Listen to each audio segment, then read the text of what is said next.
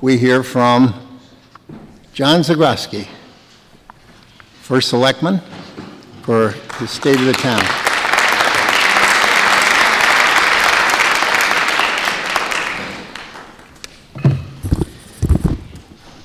Hi there. I'm a little out of practice giving these speeches, so bear with me. I'll see if I can get through this. So let's start off tonight with a thank you. I would like to extend my thanks, and I think I can extend it on behalf of this body, to Monica McNally.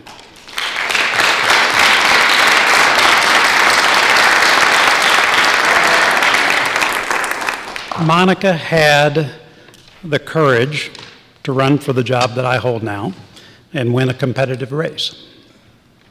She had the courage to face the prospect of the Great Island acquisition about 10 minutes after she took office, and seeing it through to completion. She had the courage to transition back to a selectman role and take on the long-term task of making sure Great Island was a success. You know, it says a lot about the RTM that 8 years of service in this body produces a leader like that. So I'm not sure what the standards are in the RTM for a standing ovation, but I would like to give one to her tonight. If you would please stand, Monica McNally.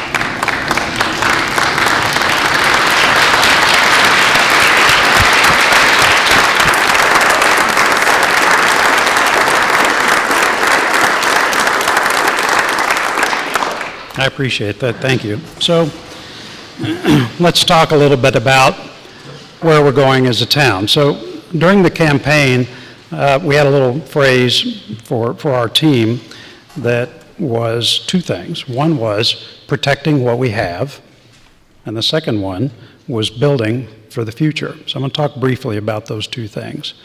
So the first one is this notion of protecting what we have. And a couple of points that I'd bring up about it that I think bring that to life are, frankly, maintenance. If you look around town, there's always something to criticize, but the amount of effort that goes into trying to maintain the assets that we have here in town, whether it's our parks, our roads, our buildings, they are all in remarkably good shape.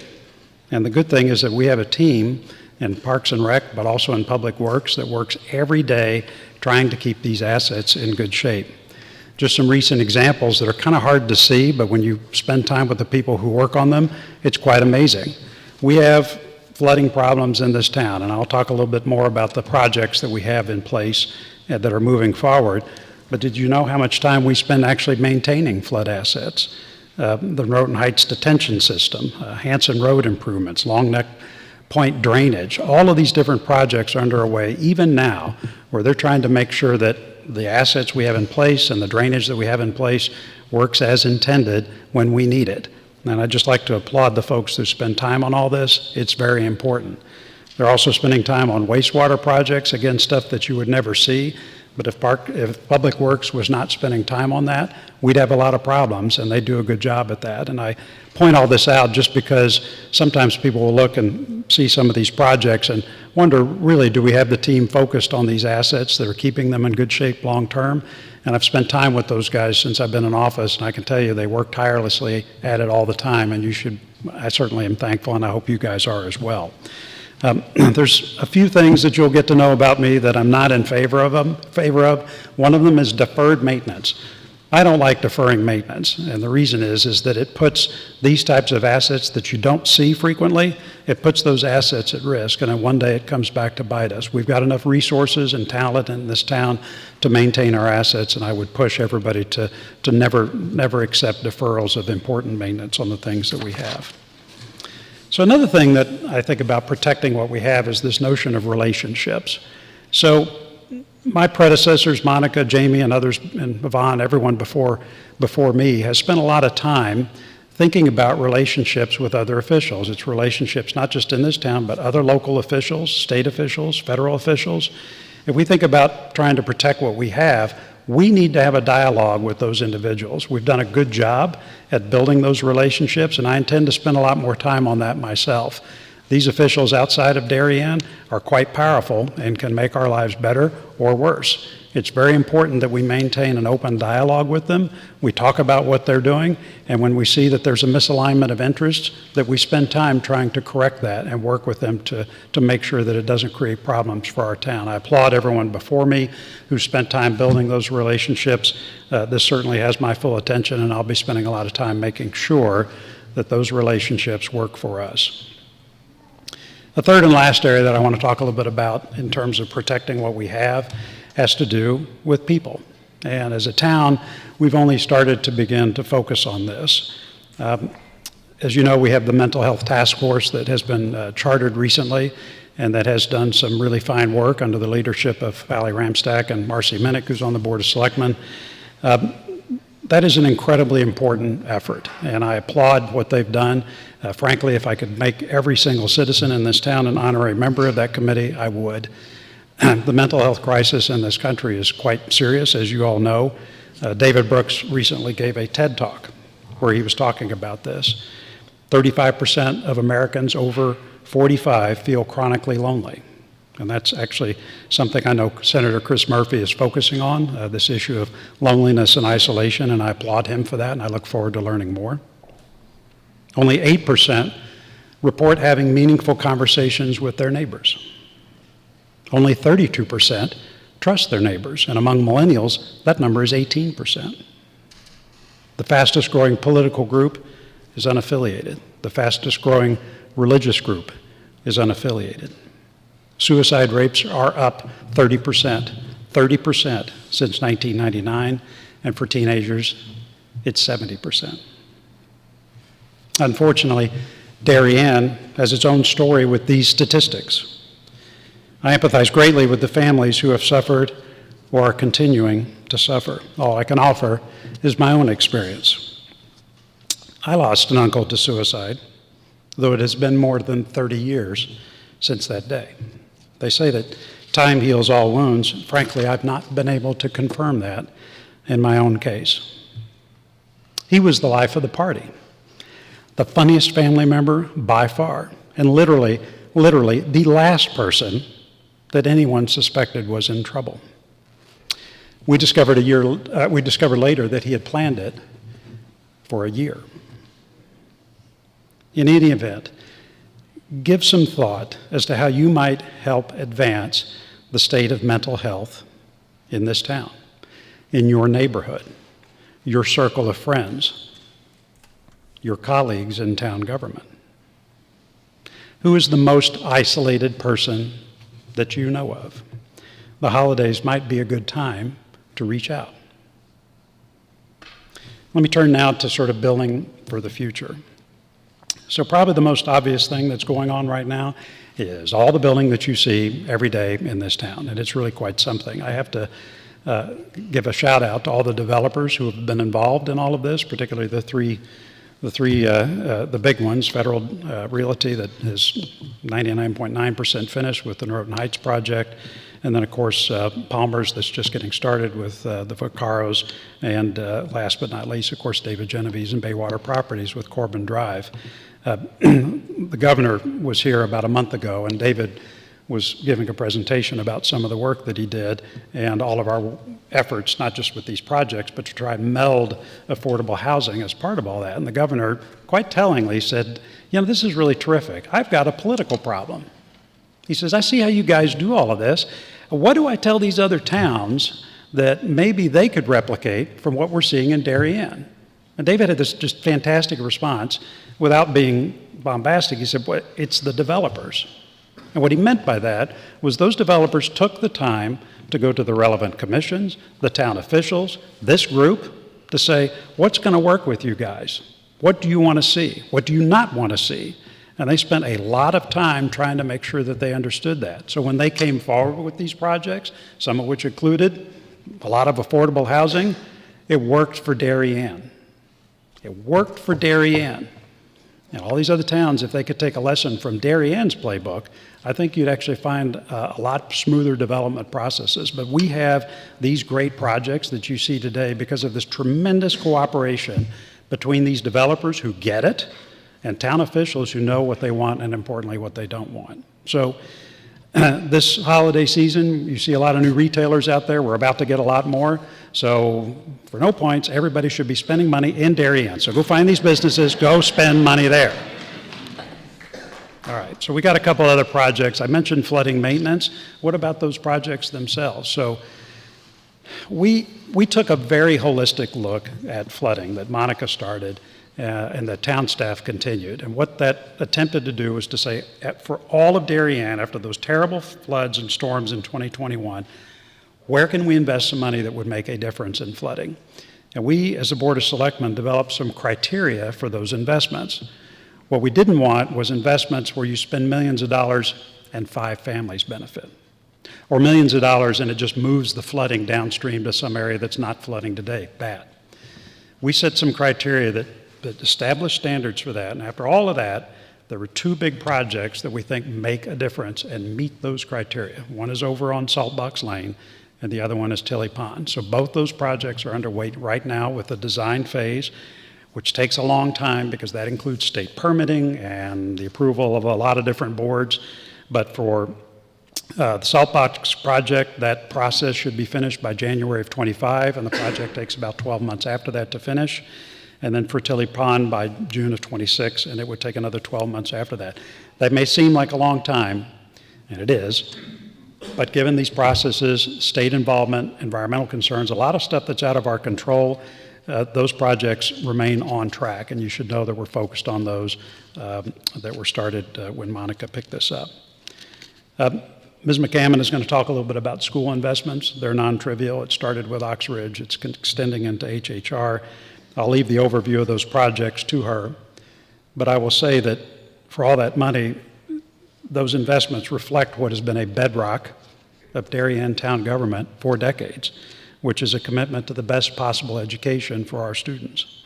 And I'm supportive of all this. I'm thankful for everyone who has served, is currently serving, or is unsuspectingly about to serve on a building committee for these projects. I said, by the way, that I was not a fan of deferred maintenance. The second thing I'm not a fan of, value engineering. We are paying the price today in some of our school buildings for having value engineered a few things out of those buildings to save money. I will pinch pennies until they scream, but I'm telling you right now, do not value engineer these buildings away from things you know we're going to need 5 years from now. Invest the money now, get it right today. Last thing I'll mention in terms of investments for the future is Great Island. Lord knows we've talked about that until the cows come home. And just again, thank you to Monica and Jim who have worked literally ceaselessly to get a lot of this done. Key members of that legal team are right here with us tonight. Wayne, Patty, and Bobby, stellar. These guys, their firm, absolutely indispensable with this process. Monica, as you know, is chairing the Great Island Committee now and going forward, and we'll work hard on this. I did want to thank you for your vote tonight to approve this acquisition of the traffic circle. It's the last piece in terms of the acquisition puzzle that enables us to do what we need to do with Great Island to move forward, so I'm excited about that. The committee is going to be charged with figuring out what to do. They're going to partner with professionals who think about development of large-scale municipal properties, and I look forward to that process. The only 2 things that I would mention, just from my point of view, that we ought to focus on, vehicular access is going to take a while. That 23A piece of property that was talked about here, that access road, that's going to require some development work, and we're not going to be able to get vehicular traffic onto Great Island until the summer, let's say. But there's no reason we can't move forward more quickly with pedestrian and bicycle access, and so I really would ask the committee to focus on that and figure out how we can get that done sooner so that our residents can actually enjoy the property sooner. Second, whatever the ultimate vision is for Great Island, we need to keep cost in mind. That was an $85 million acquisition. That is not a trivial amount of money. And it's a lot to spend, so it cannot be just a cost center in my judgment going forward. We need to figure out a revenue component. I don't know what that is or what form it will take, but having that as part of the overall plan, I think, is going to be something that's important, and the committee should seriously consider that. To wrap up this little piece, if anybody's been tracking all the debt that we've incurred for all this, That's not a small number. If you add in Ox Ridge for, call it 65 million, another 85 million for Great Island, the Henley Holmes Royal project, which is, I don't know, in the high, nearly 100 million. You add all that up, that's $250 million in debt that we've put on the town's balance sheet. That's $250 million. A lot of you may be concerned, what's that going to do to my taxes? And by the way, we've got inflation in some other areas that will become more clear, if it's not already clear, as part of the budget process that's about to come up. I've asked Mr. Palin and the Board of Finance to take a closer look at this and try to resurrect, as part of the budget process, that 5-year outlook, so that you guys can be eyes open about what we're talking about in terms of tax implications. The one thing I would say is, because a lot of this work is bonded over a very long period of time, the tax impact will be smoothed over that long period of time, and so it's not something to panic about, but it's definitely something to watch out for, pay attention to, and make sure you get your questions answered. And certainly I will do that, Jim will do that, and others who are focused on this. Don't hesitate to ask questions. We'll try to make it as clear as possible during this process. A couple other comments. One is just on process and procedure. I'm a process and procedure kind of person. It is important to remember that over all these years, we've got lots of processes and procedures for considering things. Sometimes those processes are pretty small, and the town staff will just do it, and you'll never hear about it because it was a small investment. Other times it's really big, like the budget season. All of you are involved in that process, and that's really complicated. But this gives me a chance to touch on the Cherry Lawn Playground project that has come up recently.